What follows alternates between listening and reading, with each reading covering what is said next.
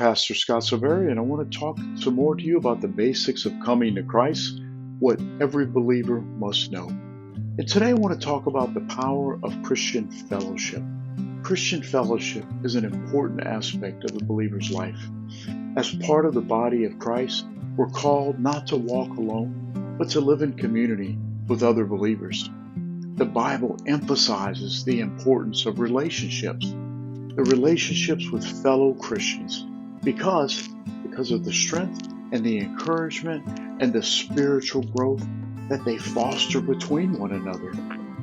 You see, fellowship is not simply about attending church on Sunday or meeting once a week with friends at a coffee shop or something, but it's about engaging more deeper with other believers who can hold us accountable, challenge us in our faith, and offer support during tough times. Like building healthy relationships within the Christian community is foundational to growing as a believer. Proverbs 27:17 reminds us, as iron sharpens iron, so one person sharpens another. See, this speaks to the mutual strengthening and encouragement that happens when we invest in relationships with others who are committed to the same values of faith and love and grace.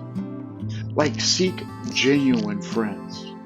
Like, as we move through life, we will encounter many people who might claim to be friends. But the Bible encourages us to seek relationships that actively encourage our faith. You see, maybe a question you can ask yourself is, are the people I'm closest to right now in my life, are they lifting me up spiritually? If not, what steps can you take to build deeper, more encouraging relationships with fellow believers? You see, be active in those fellowships. Like, while attending worship services on Sunday, it is an important part of your spiritual journey. Christian fellowship happens both in the large gatherings and in the smaller, more intimate settings. Whether it's a small group Bible study or a prayer group or a volunteer team at church, getting engaged actively with fellow believers outside the regular services will deepen your faith and provide meaningful accountability. Maybe another question you can ask yourself is, do I actively engage in Christian fellowship beyond just going to church Sunday mornings? If not, what can you do to become more involved in the church community to truly build lasting relationships? You know, Christian fellowship, it helps you to handle conflicts more wisely. Like, one of the challenges of fellowship is that as humans, we are going to face misunderstandings or disagreements. However, these moments do not have to destroy or weaken the relationships. Like, handling conflicts with grace and humility can actually strengthen fellowship and deepen trust when approached in love.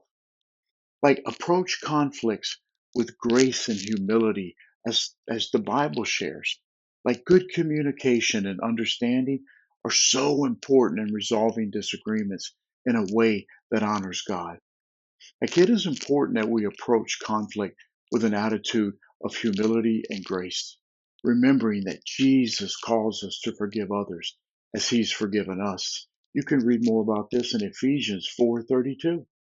Like, maybe another question you can ask is, like, are there conflicts in my life that I've ignored or allowed to grow and fester into something unhealthy?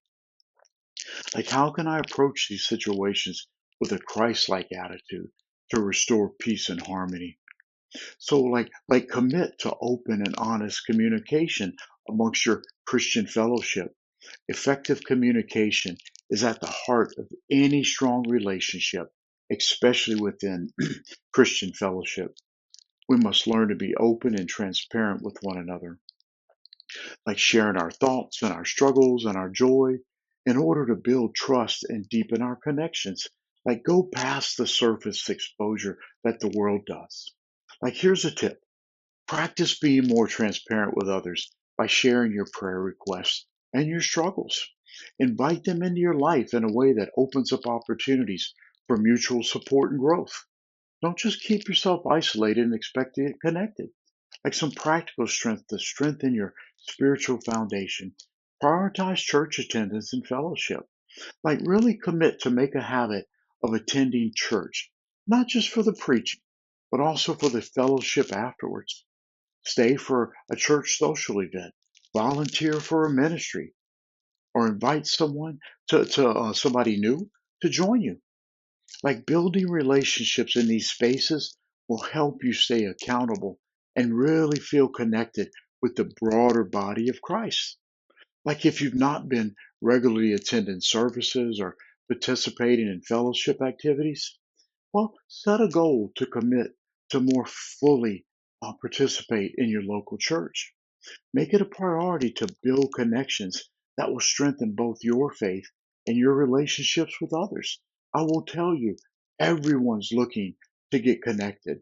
Like we are the body of Christ, and getting connected will help you to experience the joy of being a valued part of that fellowship. So I'm praying for you, and God bless you.